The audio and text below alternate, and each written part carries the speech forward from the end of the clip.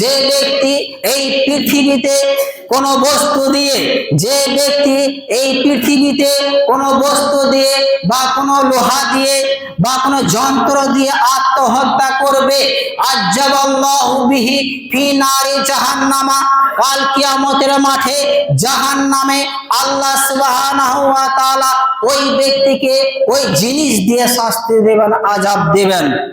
আর শুনুন, মান কাতালা নাফসাহু বিহাদিদাতিন ফাহাদিদাতুহু ফি ইয়াদি ফাকাতালা নাফসাহু, আর যে ব্যক্তি এই পৃথিবীতে লোহা দিয়ে বা লোহা জাতীয় কোনো কিছু দিয়ে যদি আত্মহত্যা করে, ঠিক তেমনি ভাবে কাল কিয়ামতের মাঠে জাহান্নামে ওই ব্যক্তি হাতে লোহা থাকবে আর সেই লোহা দিয়ে সে পেটে মারতে থাকবে। খালিদিনা ফিহা খালিদান মুখাল্লাদান ফিহা আবাদা, আর ওই ব্যক্তি জাহান্নামে যুগ যুগ ধরে অবস্থান করবে।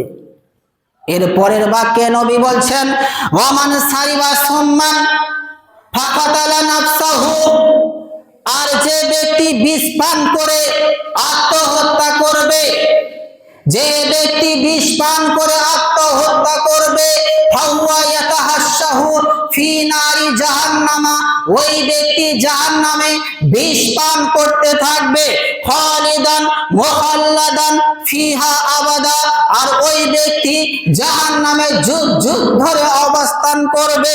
এর পরের বাক্যে নবী বলছেন, ওমান তারাদ্দা মিন জাবালিন ফাকাতালা নাফসাহু, আর যে ব্যক্তি উপর থেকে লাফ দিয়ে আত্মহত্যা করবে, ওই ব্যক্তি জাহান্নামের আগুনে লাফাতে থাকবে, খালিদান মুখাল্লাদান ফিহা আবাদা, আর ওই ব্যক্তি জাহান্নামে যুগ যুগ ধরে অবস্থান করবে।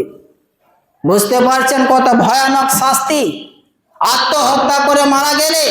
অতএব খুবই সাবধান, এই আত্মহত্যা করা থেকে নিজেকে সতর্কতা রাখুন, নিজেকে বাঁচিয়ে রাখুন।